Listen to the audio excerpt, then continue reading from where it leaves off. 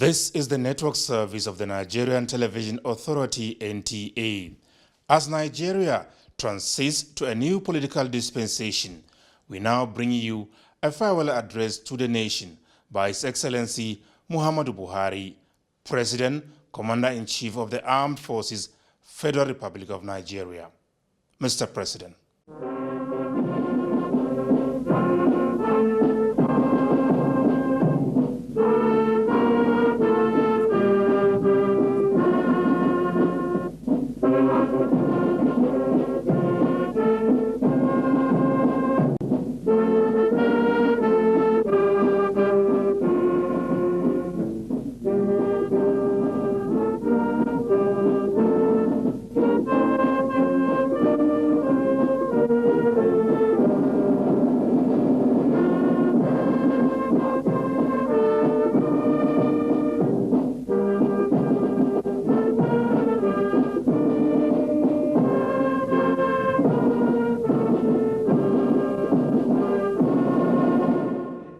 My fellow Nigerian brothers, sisters, and friends of Nigeria,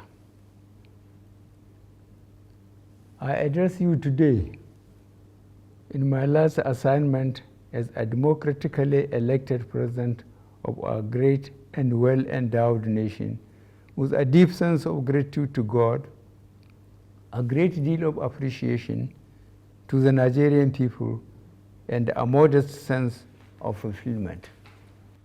Today, we mark and celebrate another peaceful transition of power from one elected government to another in our steady march to improve and sustain Nigeria's democracy.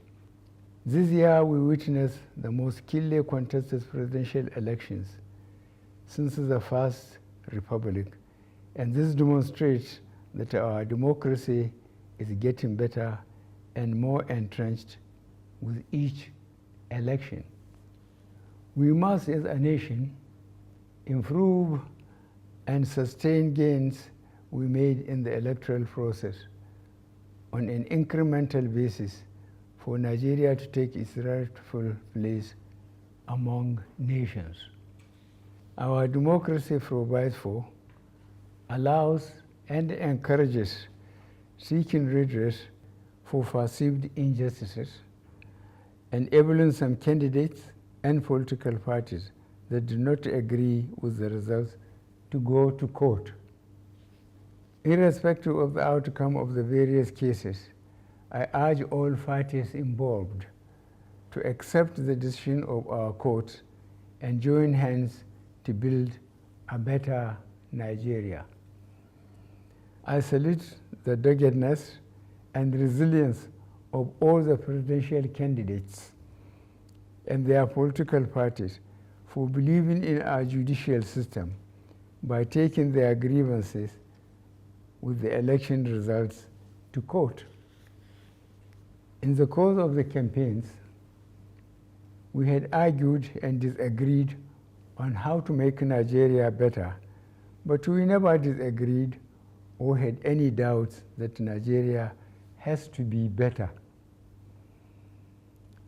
As your president, I call on all of us to bring to bear the strengths of our individualism, the power of our unity, the convictions of our beliefs, to make Nigeria work better and together with one spirit and one purpose. To my brother, friend, and fellow worker in the political terrain for the past 10 years, Asuwaju Bola Tinubu, I congratulate you on the realization of your dream, which was propelled by a burning passion to put Nigeria among the leading nations of the world. You have indeed worked for this day, and God has crowned your efforts. I have no doubt that your passion for excellence, reliance on competence, fairness in relationships, commitment to equity, loyalty to the country, and desire for Nigeria to be globally relevant would come through for you under God's guidance as you lead our country to levels higher than I am leaving. You are the best candidate among all the contestants, and Nigerians have chosen well. The last 8 years have been an exciting experience in my desire and commitment to see a Nigeria in which public goods and services are available and accessible within a united, peaceful, and secure nation. Fellow Nigerians, on the strength of your overwhelming support for me and my political party, I started this journey with a great deal of promise and expectation from you. I never intended to be just politically correct, but to do the correct things that will make meaningful impact on the lives of the common Nigerian.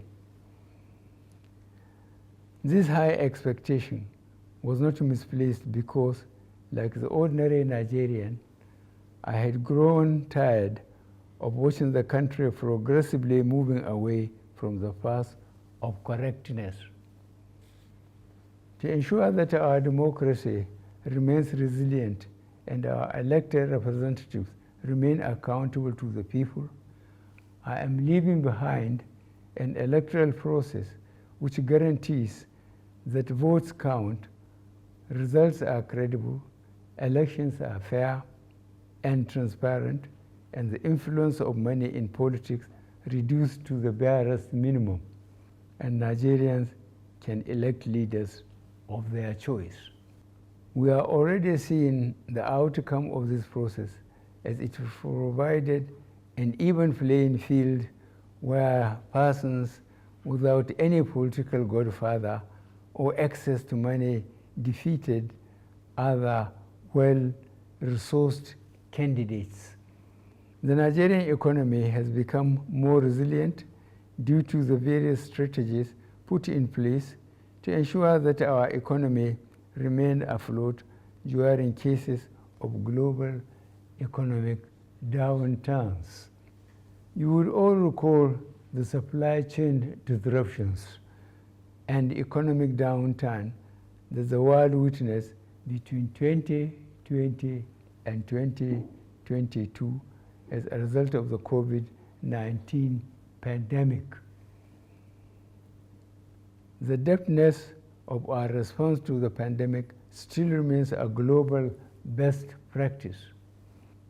Furthermore, we increase the ability of the poor and rural Nigerians to earn a living, provide more food for millions in our villages, and gave our women opportunities to earn a living. Young men and women in urban centers were also supported to put their skills into productive use. Our administration also provided an enabling environment for the private sector to engage in businesses for which their return on investment is guaranteed.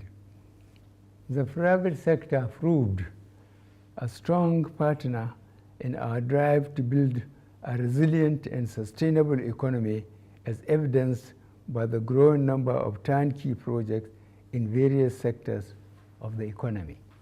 In the course of revamping the economy, we made some difficult choices, most of which yielded the desired results. Some of the measures led to temporary pain and suffering, for which I sincerely apologize to my fellow countrymen, but the measures were taken for the overall good of the country.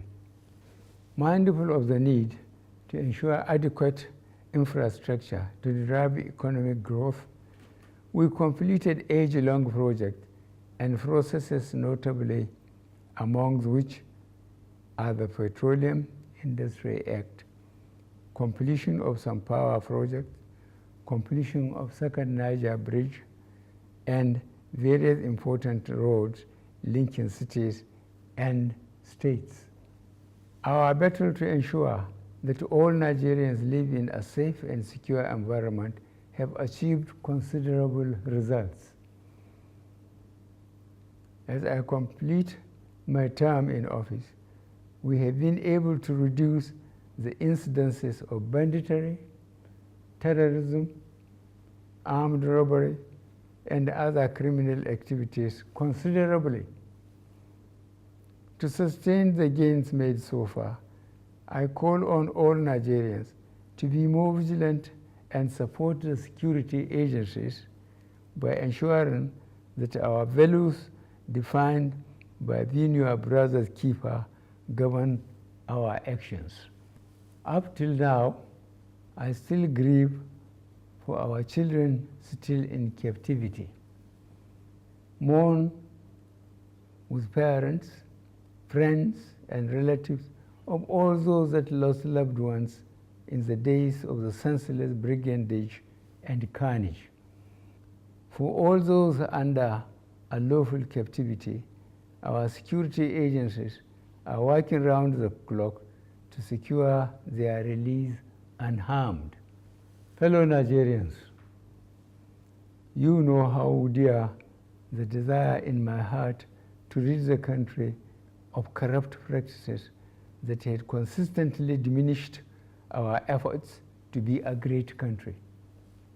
I did pursue this commitment relentlessly, in spite of the expected pushback.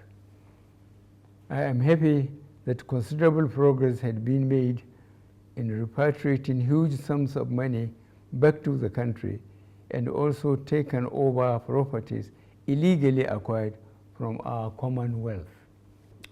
To improve our service delivery, we began the implementation of a number of reforms aimed at producing an efficient, productive, incorruptible, and citizen-oriented federal civil service, and the results are beginning to show. On the international scene, Nigeria's influence continues to grow as exemplified by notable Nigerians occupying headship and leadership positions in renowned global bodies. Our democracy is built on and continues to thrive on the principle of separation of powers. The leadership and members of the National Assembly deserve my appreciation for their patriotism, which did not detract from their roles as a check to the executive arm. I also want to use this opportunity to express my appreciation to a good number of Nigerians who provided their support and encouragement to help me navigate the exciting journey in moving Nigeria forward.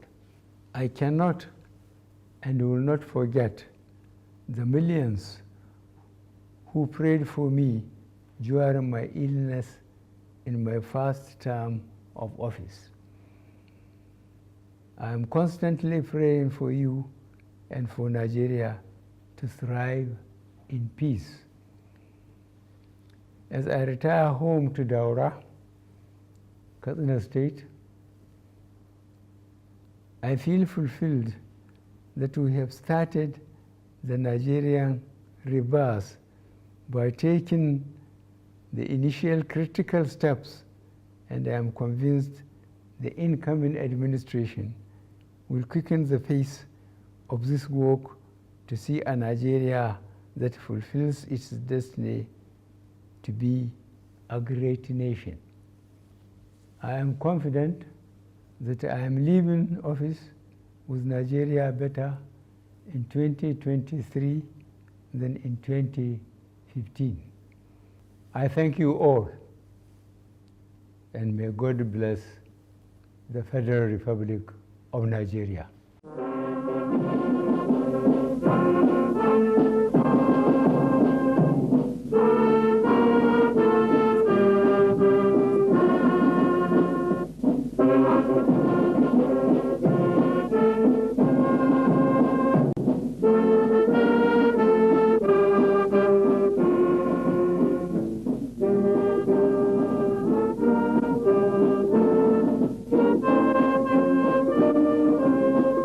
you.